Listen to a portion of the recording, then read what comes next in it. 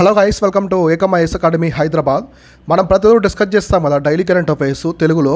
ఇవాళ ఉన్నటువంటి అంశాలు ఏమున్నాయో ఒక్కొక్కటి క్లారిటీగా డిస్కస్ చేద్దాం. ఇవాళ వచ్చేసి మనకి 17th ఏప్రిల్కి సంబంధించిన కాన్సెప్ట్స్. ఫస్ట్ వచ్చేసి మనకి గోండ్ పెయింటింగ్స్. దీనికి జిఐ ట్యాగ్ అయితే ఇచ్చారు రీసెంట్గా. గోండ్ పెయింటింగ్కి ఏంటో చూద్దాం. The famous Gond painting of Madhya Pradesh Madhya Pradesh has received the prestigious geography indication tag. So Gonds painting అనమాట. ఇది మధ్యప్రదేశ్ రాష్ట్రం నుంచి గోండ్స్ యొక్క పెయింటింగ్కి జాగ్రఫీ ఇండికేషన్ ట్యాగ్ అయితే ఇచ్చారు. Gond painting is a famous folk art of the Gond tribal community of central India. అంటే మధ్య భారతదేశంలో ఉండే ఈ గోండ్స్ ట్రైబ్స్ ఉంటారు కదా మధ్యప్రదేశ్ ఆ రీజన్లో. ఇక్కడ మధ్యప్రదేశ్లో ఉండే వాళ్ళు ఒక ఫోక్ ఆర్ట్ అనమాట. చాలా ఫేమస్, చాలా అందంగా ఉంటాయి పెయింటింగ్స్ కూడా. వాటికైతే ఇప్పుడు జిఐ ట్యాగ్ ఇవ్వడం అనేది జరిగింది. So it is done to preserve and communicate the culture of Gond tribal community. అంతే ఆ పెయింటింగ్ ఏంటి, ఒక్కొక్క పెయింటింగ్ ఏం చూపిస్తుంది. ఇప్పుడు గోండ్ పెయింటింగ్ అన్నారు. సో ఈ పెయింటింగ్కి సంబంధించి మనకి ఇక్కడ ఎటువంటి థింగ్స్ చూపిస్తుంది. ఈ పెయింటింగ్ అనేది కంప్లీట్గా వాళ్ళ కల్చర్ని చూపిస్తుంది అనమాట. సో గోండ్స్ యొక్క కల్చర్స్ని చూపిస్తుంది. అంటే వాళ్ళ యొక్క సంస్కృతి సాంప్రదాయాలు ఎలా ఉన్నాయి, ట్రెడిషన్స్ ఎలా ఉన్నాయి, మొత్తం కూడా ఆ పెయింటింగ్లో మనం చూడొచ్చు అనమాట. సో ఇట్లా ప్రపంచానికి గోండ్స్ ట్రైబల్స్ యొక్క సంస్కృతి సాంప్రదాయాలు ఏ విధంగా ఉన్నాయో ఈ పెయింటింగ్ ద్వారా చూపిస్తున్నారు. కాబట్టి ఆ పెయింటింగ్కి ఒక ఇంపార్టెన్స్ ఉంది కాబట్టి ఈ జిఐ ట్యాగ్ అయితే ఇవ్వడం అనేది జరిగింది. సో ఇది ఏ స్టేట్ నుంచి ఇంపార్టెంట్, మధ్యప్రదేశ్. సో మధ్యప్రదేశ్ నుంచి ఇచ్చారు. కాకపోతే గోండ్స్ అనేవాళ్ళు మధ్యప్రదేశ్ కాకుండా తెలంగాణ, జార్ఖండ్, ఛత్తీస్గఢ్ ఈ ప్రాంతాల్లో కూడా ఉంటారు. అయితే వీళ్ళకి మధ్యప్రదేశ్లో ఉన్న గోండ్స్ పెయింటింగ్ అయితే ఇక్కడ జిఐ ట్యాగ్ అనేది ఇచ్చారు.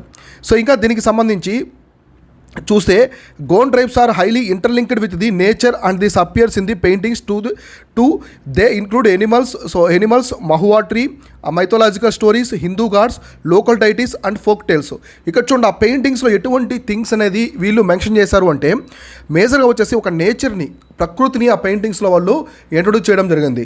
తర్వాత ఎనిమల్స్, జంతువుల బొమ్మలు కావచ్చు, మహువా ట్రీ అంటే వాళ్ళు ఇంటాక్సికేట్ డ్రింక్ అనేది తయారు చేస్తారు. సో మహువా ట్రీ నుంచి అదొకటి.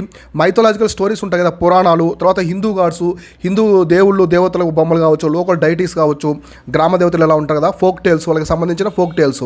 సో ఇవన్నీ కూడా ఆ పెయింటింగ్స్ అయితే వాళ్ళు చూపిస్తారనమాట. తర్వాత each Gond artist uses the distinctive pattern and style to fill images. The style signatures are used in the collage to make the complete picture that as the dots, fine lines, curved lines and dashes a fish tiles. ఇక్కడ చూడండి ప్రతి ఒక్క Gond artist కూడా ఒక్కొక్క different style అనేది ఉంటుంది అనమాట. ఇక్కడ అదే ప్రత్యేకత.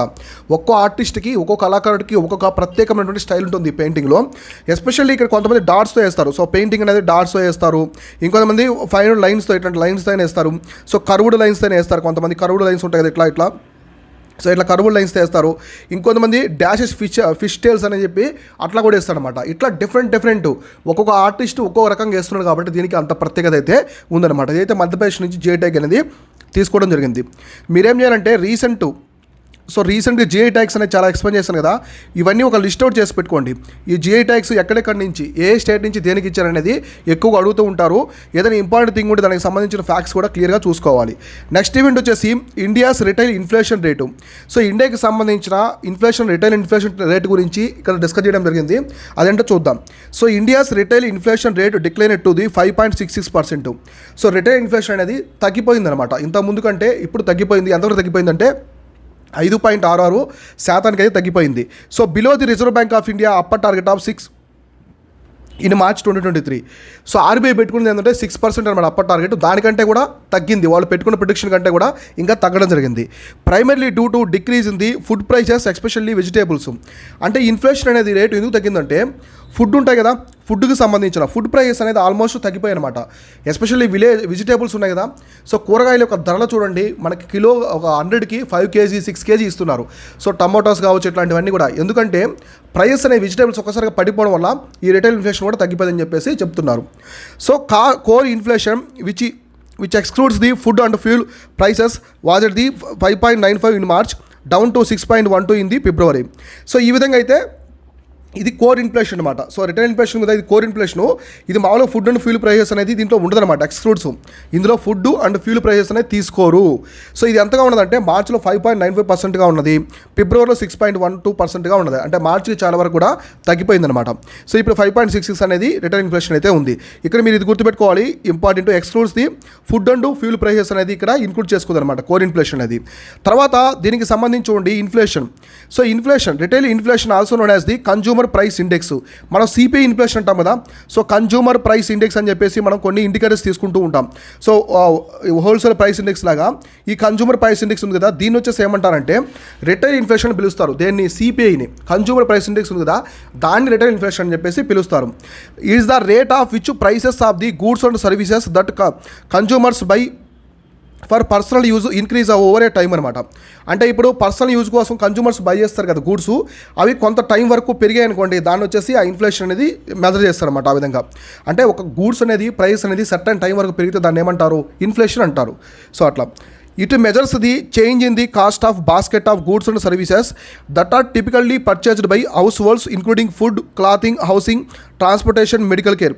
అంటే మనకి హౌస్ హోల్డ్స్ ఉంటారు కదా, కామన్ పీపుల్ హౌస్ హోల్డ్స్, ఫ్యామిలీలో ఉన్నటువంటి హౌస్ హోల్డ్స్ కావచ్చు, వీళ్ళందరూ కూడా వాళ్ళకి అవసరం తీర్చుకునే విధంగా వస్తువులు ఉంటాయి కదా, ఫుడ్ కావచ్చు, క్లాతింగు, హౌసింగు, ట్రాన్స్పోర్టేషన్ కావచ్చు, మెడికల్కి సంబంధించిన ఆ టాబ్లెట్స్ కావచ్చు, సిరప్స్ ఇట్లా అన్నీ ఉంటాయి కదా, అవన్నీ కూడా ఇక్కడ వాళ్ళు మెజర్ చేస్తారు అనమాట. అవన్నీ కూడా పర్చేజ్ చేసి అన్నింటిని బేస్ చేసుకొని ఇది చేస్తారు. కాబట్టి సిపిఐ, డబ్ల్యూపిఐ చాలా ఇంపార్టెంట్ ఇన్ఫ్లేషన్ టాపిక్స్ పరంగా మీరు చూసుకుంటే. సో ఇన్ఫ్లేషన్ పరంగా మీరేం చేయాలంటే ఇన్ఫ్లేషన్కి ఉన్నటువంటి కాజెస్ ఏమున్నాయి, దానికి ఇంపాక్ట్ ఏ విధంగా ఉంది, ఇండియన్ ఎకనమీ మీద ఎటువంటి ఇంపాక్ట్ ఉంది, ఇదంతా కూడా మెయిన్స్ పరంగా చాలా చాలా ఇంపార్టెంట్. తర్వాత దీనికి సంబంధించి చూద్దాం. అసలు సిపిఐ అని చెప్పారు కదా, కన్జ్యూమర్ ప్రైస్ ఇండెక్స్ అన్నాము. ఈ కన్జ్యూమర్ ప్రైస్ ఇండెక్స్ అనేది ఎన్ని రకాలుగా ఉంటుంది, ఎలా ఉంటుందో చూద్దాం. ఫస్ట్ వచ్చే సిపిఐ ఫర్ ఇండస్ట్రియల్ వర్కర్స్ అనేది ఒకటి ఉంటుంది.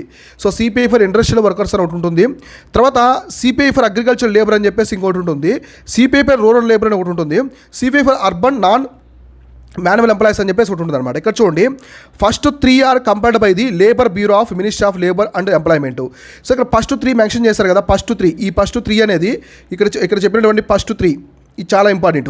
సో ఇక్కడ మీరు కన్ఫ్యూజ్ అవ్వద్దు. ఫస్ట్ 3 మాత్రం, ఈ 3 మాత్రం లేబర్ అనమాట. సో మినిస్ట్రీ ఆఫ్ లేబర్ ఉంది కదా, దానికి సంబంధించిన లేబర్ బ్యూరో అనేది మెజర్ చేస్తుంది, అది గుర్తుపెట్టుకోండి.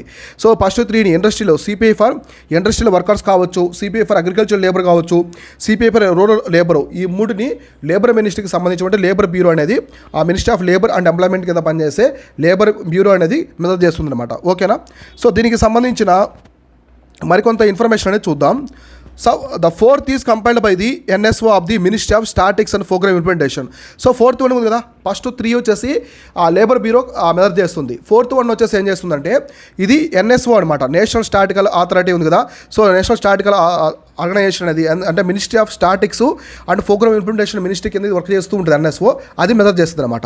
మామూలు ఇలాంటి base year CPI base year వచ్చేసి మనకి 2012 అనమాట. సో 2012 అనేది ఇక్కడ బేస్ ఇయర్.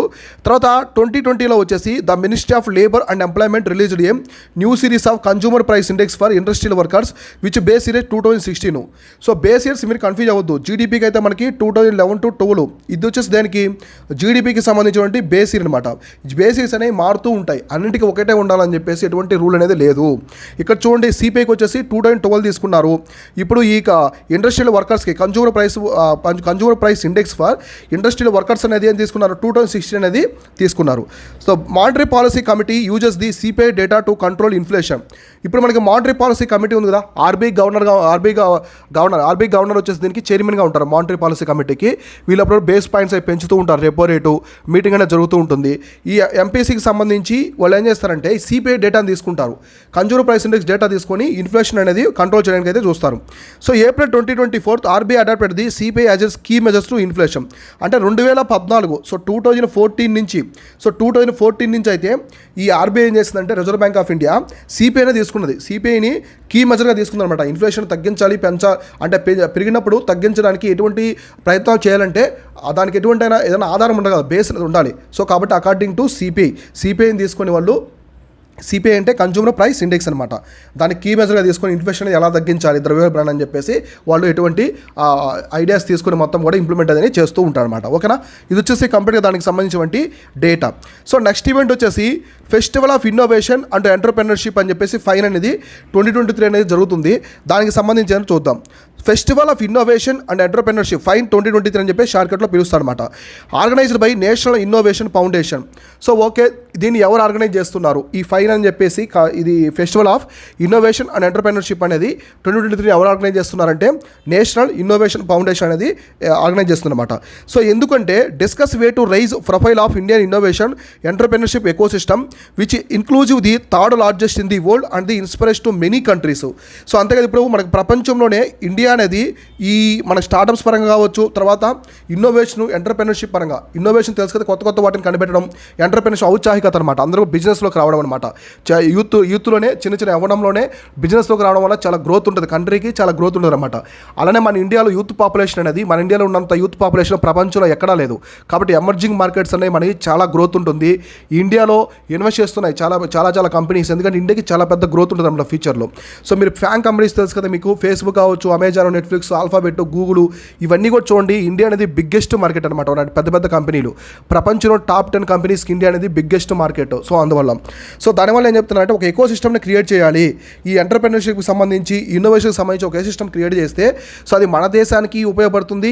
అలానే మన దేశం నుంచి ఎన్నో దేశాలు మనకి ఇన్స్పిరేషన్ తీసుకొని ఈ ఎంటర్ప్రెన్యూర్షిప్ అయితే ఫాలో అవుతున్నాయి అనమాట. ఇండియా, యుఎస్ఏ, చైనా తర్వాత మందే ఈ స్టార్టప్స్ పరంగా అంతా కూడా చాలా వరకు గ్రోత్ అనేది ఉందన్నమాట. సో దీన్ని ఎవరు ఆర్గనైజ్ చేస్తున్నారంటే నేషనల్ ఇన్నోవేషన్ ఫౌండేషన్ వాళ్ళు అయితే ఆర్గనైజ్ చేస్తున్నారు. సో అసలు ఈ నేషనల్ ఇన్నోవేషన్ ఫౌండేషన్ అంటే ఏంటి, ఎప్పుడు స్థాపించారనేది ఇప్పుడు మనం క్లారిటీగా చూద్దాం. So national innovation foundation was founded in the 2000. So దీన్ని 2000 సంవత్సరంలో తీసుకొచ్చారనమాట. So headquartered in the Ahmedabad. ఇది ఎక్కడుందంటే గుజరాత్లోని అహ్మదాబాద్లో దీని యొక్క హెడ్ క్వార్టర్స్ అనేది ఉందన్నమాట. ఏది నేషనల్ ఇన్నోవేషన్ ఫౌండేషన్ యొక్క హెడ్ క్వార్టర్స్ అనేది గుజరాత్లోని అహ్మదాబాద్లో ఉంటుంది. It is an autonomous body of the department of science and technology. So ఇది దేనికి సంబంధించిందంటే సైన్స్ అండ్ టెక్నాలజీ డిపార్ట్మెంట్కి అయితే సంబంధించింది. Department of science and technology సంబంధించినటువంటి ఒక అటానమస్ బాడీ అనమాట. So it is India's national initiative to strengthen the grass roots of technological innovations and out standing traditional knowledge. అంటే మనకి చూడండి, మన ఏన్షియంట్ టైం నుంచి కూడా, సో ఇప్పుడు ఆర్యభట్ట కావచ్చు, సో వరాహమిరుడు, సో చరకుడు కావచ్చు, ధన్వంతరి, ఇట్లా మనము ఏన్షియంట్ టైం నుంచి కూడా మనకి సైన్స్ అండ్ టెక్నాలజీ అనేది చాలా ఉంది. ఖగోళ శాస్త్రవేత్త ఆర్యభట్ట కావచ్చు, ఆయన ఎటువంటి టెలిస్కోపులు ఇవన్నీ లేకుండా కూడా మనము గ్రహాన్ని గుర్తుపట్టాము. ఒక అస్ట్రాలజీ అని చెప్పేసి మన ఇండియాలో ఉంటుంది, అంటే గ్రహశాస్త్రం అంటారు, ప్లానెట్కి సంబంధించి. దాన్ని మనం ఇప్పుడు పంచాంగంలో చూస్తూ ఉంటాం అనమాట. వాళ్ళు ఎప్పుడు ఎలా ఉంటాయని చెప్పేసి మొత్తం గ్రహాల యొక్క కదలికని చెప్తూ ఉంటారు. వాళ్ళు నాసాలాగా రాకెట్స్ ఇవన్నీ యూజ్ చేయరనమాట. అంటే ఒక ప్రిడిక్షన్ అనేది పర్ఫెక్ట్గా ఉంటుంది. అటువంటి నాలెడ్జ్ అనేది మనకి ట్రెడిషనల్ నాలెడ్జ్ అనమాట, అప్పటి నుంచే ఉంది. దాంతోపాటు దానికి మనం టెక్నాలజీ అనేది ఇంక్లూడ్ చేసి క్లబ్ చేసామంటే ఇంకా మంచి ఇన్నోవేషన్ చేయొచ్చు అని చెప్పేసి ఈ బాడీ అనేది వాళ్ళని ఎంకరేజ్ చేస్తూ ఉంటుంది. ఓకేనా, ఇదనమాట ఈ నేషనల్ ఇన్నోవేషన్ ఫౌండేషన్కి సంబంధించినటువంటి ఇన్ఫర్మేషన్. సో నెక్స్ట్ చూద్దాము. So next event health care in north eastern region. So north eastern region అంటే ఈశాన్య భారతదేశంలో హెల్త్ కేర్ని ఇంప్రూవ్ చేయడం ఉద్దేశంతో ఒక పెద్ద కార్యక్రమం అయితే కేంద్ర ప్రభుత్వం అనేది శ్రీకారం చుట్టింది. అదేంటో చూద్దాం. First All India Institute of Medical Sciences అంటే ఎయిమ్స్ అంటాం కదా, AIIMS was inaugurated in the North East at the Changsari near Guwahati. So Guwahati అంటే అస్సాం అనమాట. సో అస్సాం స్టేట్లోని గౌహాటి దగ్గర ఉన్నటువంటి ప్రాంతం, ఏ ప్రాంతం అంటే చాంగ్సారి అని చెప్పేసి ఒక ప్రాంతంలో ఎయిమ్స్ అనేది ఇనాగ్రేట్ చేస్తాడనమాట. ఇనాగ్రేషన్ అనేది జరిగింది అక్కడ AIIMS. The AIIMS and medical college each at the Kokrajhar, Nagaon and Nalbari. So were among the various project initiated and dedicated to the nation in the Assam. So ఇవన్నీ కూడా ఏంటంటే ఎయిమ్స్తో పాటు మెడికల్ కాలేజ్ ఇవన్నీ కూడా ఆ ప్రాంతాల్లో ఎస్టాబ్లిష్ చేశారనమాట. సో దానివల్ల ఏమవుతుంది, చుట్టుపక్కల నార్త్ ఈస్ట్ ఇండియా మొత్తం కూడా హెల్త్ కేర్ సెక్టర్లో కూడా చాలా వరకు గ్రోత్ వస్తుంది. ఇప్పటివరకు మనకు నార్త్ ఈస్ట్ ఇండియాలో ఎక్కడ కూడా ఎయిమ్స్ ఇట్లాంటివి లేవనమాట. మొట్టమొదటిసారి ఇప్పుడు అస్సాంలో అయితే తీసుకొచ్చారు. ఎయిమ్స్తో పాటు మెడికల్ కాలేజు, హెల్త్ సర్వీసెస్ అన్నీ కూడా ఇంప్రూవ్మెంట్ చేయడానికి గవర్నమెంట్ అనేది ప్రయత్నిస్తుంది. The super speciality hospital has capacity of the 750 beds including the 30 AYUSH beds. వీళ్ళు admit the 100 MBBS students annually. ఇక్కడ చూడండి, ఇది ఇంపార్టెంట్. సో వీళ్ళు మొత్తం వచ్చేసి 750 బెడ్స్ ఉన్నాయని చెప్తున్నారు. తర్వాత 30 వచ్చేసి ఆయుష్ బెడ్స్ ఉన్నాయి. మొత్తం 100 MBBS స్టూడెంట్స్ని యాన్యువల్లీ చేస్తామని చెప్పేసి ఇటువంటి మెంబర్స్ అనేది స్టాటిక్స్ అనేది తీసుకొచ్చారు. ఇది నార్త్ ఈస్ట్ ఇండియా పరంగా చూసుకుంటే చాలా గొప్ప అభివృద్ధి కార్యక్రమం అని చెప్పేసి మనం చెప్పుకోవచ్చు అనమాట. ఇంకా ఇది నార్త్ ఈస్ట్ ఇండియాకి సంబంధించి ఎయిమ్స్కి సంబంధించింది. అసలు నార్త్ ఈస్ట్ ఇండియాకి సంబంధించి ఒక స్కీమ్ అని ఇంతకుముందు తీసుకొచ్చారు. అదేంటంటే సో PMDVN అని చెప్పేసి ఒక స్కీమ్ తీసుకొచ్చారు, డివైన్ అని. అదేంటంటే దాని అబ్రివేషన్ వచ్చేసి prime ministers development initiative for north east region. So prime ministers development initiative for north east region అని చెప్పేసి ఒక స్కీమ్ అని ఇంతకుముందు తీసుకొచ్చారనమాట. అదేంటో చూద్దాం. It is a new scheme for the north eastern states which announced in the union budget. So ఇది మామూలు union బడ్జెట్లో ఈ స్కీమ్ని అయితే అనౌన్స్ చేశారనమాట. అసలు ఏంటంటే ఈ scheme the scheme will be operational for a remaining 4 years and 5th finance commission from 2022-23 so to 2025-26 will have out of the 6,600 crores. So మొత్తము 6,600 కోట్లు అనేది 2025 నుంచి 26 వరకు 22 నుంచి 23 వరకు మొత్తం ఖర్చు పెట్టి నార్త్ ఈస్ట్ ఇండియాని డెవలప్ చేయాలి, ఈశాన్య భారతదేశం మొత్తాన్ని కూడా డెవలప్ చేయాలని చెప్పేసి ఈ స్కీమ్ని అయితే కేంద్ర ప్రభుత్వాన్ని తీసుకొచ్చింది అనమాట. కేంద్ర ప్రభుత్వం తీసుకొచ్చి అక్కడ స్టేట్ గవర్నమెంట్స్ మొత్తంతో వాళ్ళు ఒక అగ్రిమెంట్లా చేసుకుని చేస్తున్నారన్నమాట. దీనికి సంబంధించిన ఇన్ఫర్మేషన్ క్లారిటీగా అయితే గుర్తుపెట్టుకోండి. సో ఇట్లా ఇప్పుడు ఎయిమ్స్ అనేది అస్సాంలో తీసుకొచ్చారు. అస్సాంలో వచ్చేసి ఎయిమ్స్ అనేది మొట్టమొదటి ఎయిమ్స్ అనేది తీసుకొచ్చారు అనమాట. ఇట్లా దీనివల్ల ఇది వార్తల్లో ఉంది. సో నెక్స్ట్ ఫ్లాష్ డ్రౌట్స్ అని చెప్పేసి వార్తల్లో ఉన్నాయి. అసలు ఏంటి ఫ్లాష్ డ్రౌట్స్ అంటే? ఫ్లాష్ అంటే ఏంటి? ఇమీడియట్ అనమాట, అంటే చాలా ఫాస్ట్గా, ర్యాపిడ్ అని చెప్పేసి అర్థం, ఫాస్ట్గా అని చెప్పేసి అర్థం. డ్రౌట్స్ అంటే ఫ్లాష్ ఫ్లడ్స్ అంటాం మనం. సో ఇది ఫ్లాష్ డ్రౌట్స్. ఫ్లాష్ ఫ్లడ్స్ అంటే ఏంటి? వరదలని ఒక్కసారి వచ్చేస్తాయి అనమాట. సో వుడ్డు, చెట్లని, చెదారాన్ని మొత్తాన్ని ఒక్కసారి తీసుకొచ్చేసి వస్తూ ఉంటాయి. సో మనం ఎక్కువ చూస్తూ ఉంటాం యూట్యూబ్ బట్టలో ఫ్లాష్ ఫ్లడ్స్ గురించి ఎక్కువ మనకి హిమాలయన్ రీజన్స్లో వస్తూ ఉంటాయి. సో ఇక్కడ ఇది ఫ్లాష్ డ్రౌట్స్ అనమాట. సో కరువు, మనకి డ్రౌట్స్ అంటే ఏంటి తెలుగులో వచ్చేసి కరువు అనమాట. సో కరువు అని చెప్పేసి పిలుస్తారు మామూలుగా వచ్చేసి దేన్ని, డ్రౌట్స్ వచ్చేసి తెలుగులో. సో ఇక్కడ చూస్తే యాజ్ ఫర్ రీసెంట్గా చేసిన స్టడీ ప్రకారము flash droughts occurred more often than the conventional slow droughts in the tropical places like India, South East Asia, Saharan Africa and Amazon basin. ఇక్కడ రీసెంట్ స్టడీ ఏం చెప్పారంటే మామూలుగా స్లో డ్రౌట్స్ ఉంటాయి కదా, దానికంటే కూడా ఈ ఫ్లాష్ డ్రౌట్స్ అనేవి ఎక్కువగా వస్తున్నాయని చెప్తున్నారు. మామూలుగా డ్రౌట్ అంటే ఏంది? కరువు రావాలంటే ఒక ప్రాంతంలో చాలా స్లో గ్రోస్ ఉంటుంది, అంటే అగ్రికల్చర్ మొత్తం ఉండకూడదు, వాటర్ రిజర్వ్స్ మొత్తం ఎండిపోవాలి, ఆపరేషన్ అయిపోతాయి, ఎటువంటి వాటర్ రిసోర్సెస్ ఉండకూడదు, అగ్రికల్చర్ ఉండకూడదు. ఈ విధంగా ఉంటే కరువు అనేది వస్తుందన్నమాట. ఇదంతా ఏంటి? ఒక స్లో గ్రాడ్యువల్ ప్రాసెస్ అనమాట ఇది. కానీ ఇక్కడ ఏం చెప్తున్నారంటే ఫ్లాష్ డ్రౌట్స్ అనేవి ఇంకా స్పీడ్గా అనేవి వస్తున్నాయని చెప్పి చెప్తున్నారు.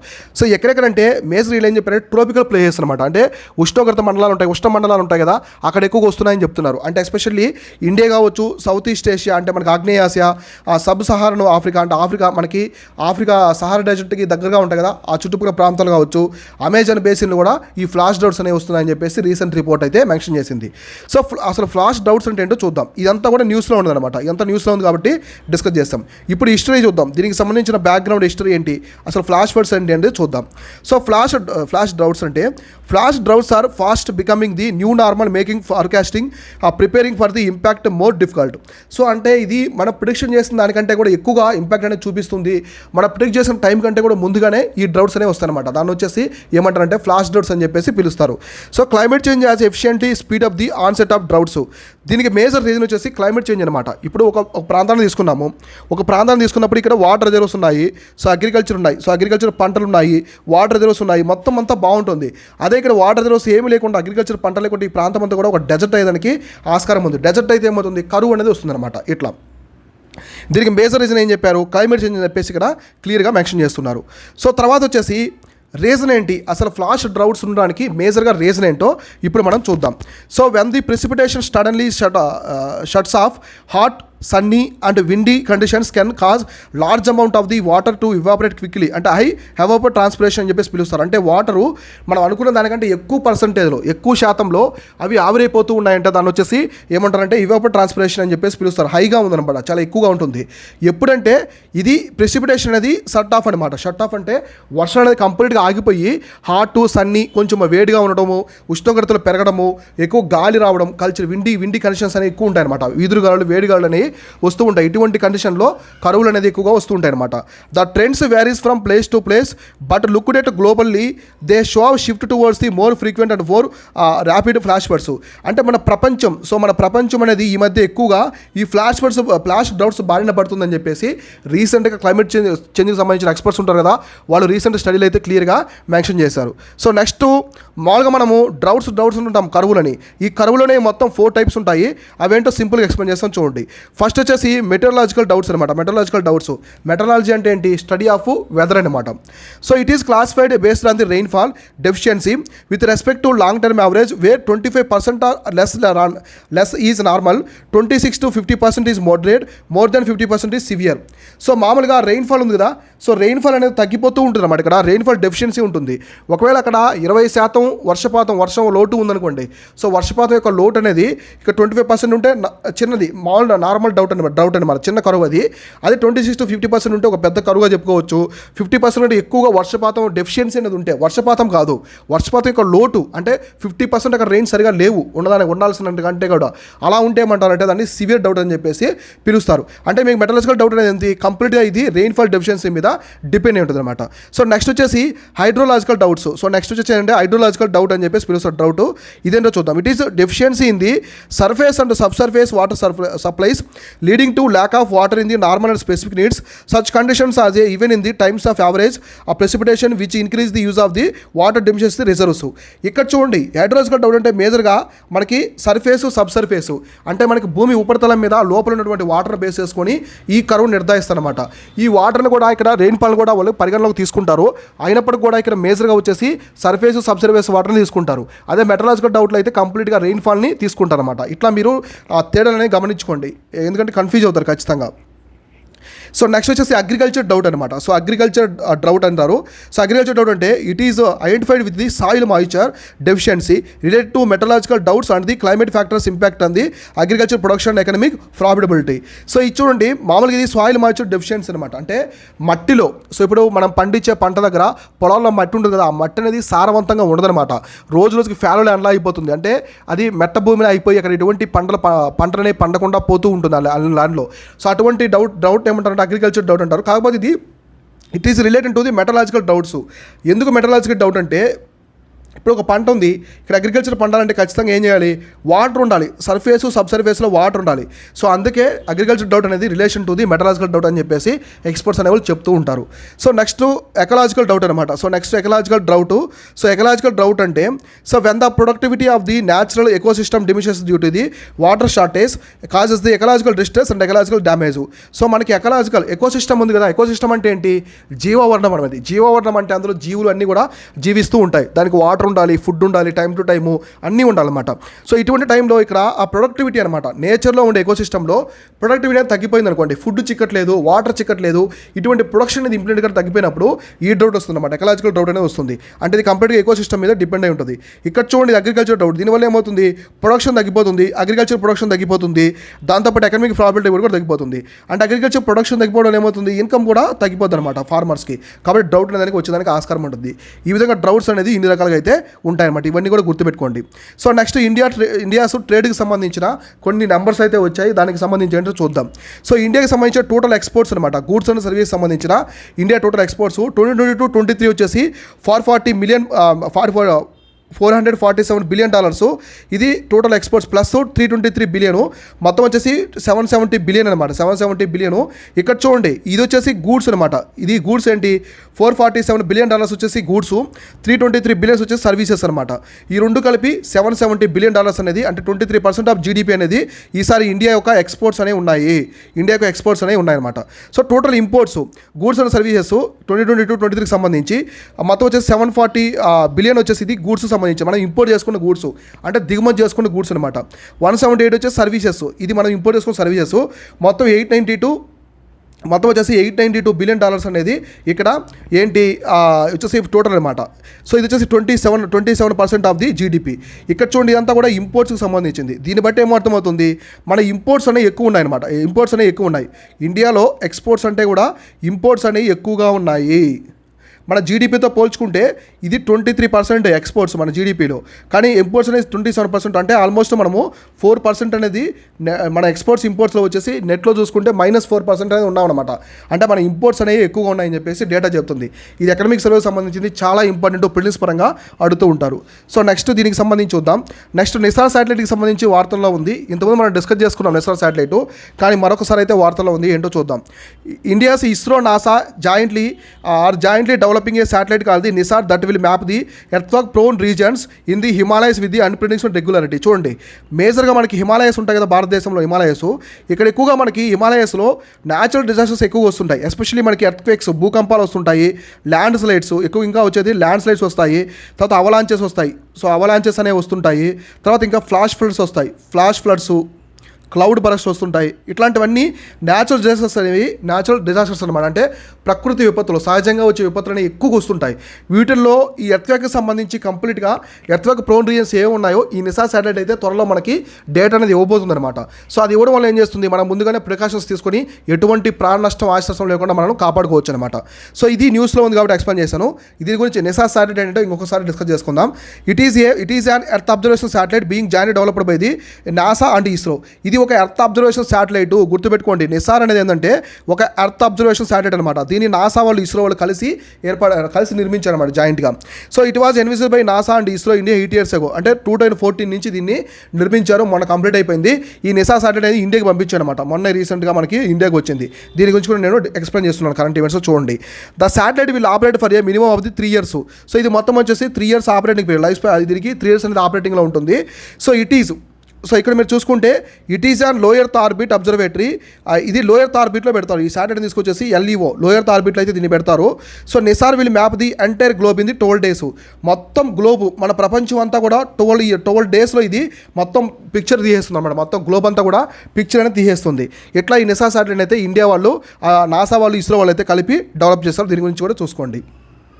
సో ఇవి వచ్చేసి ఇవాళ డైలీ కరెంట్ అఫైర్స్. రేపు ఇంపార్టెంట్ డైలీ కరెంట్ అఫైర్స్ ఒక్కటి కూడా మనం క్లారిటీగా డిస్కస్ చేసుకుందాం. This is Shivan signing off. Thank you so much.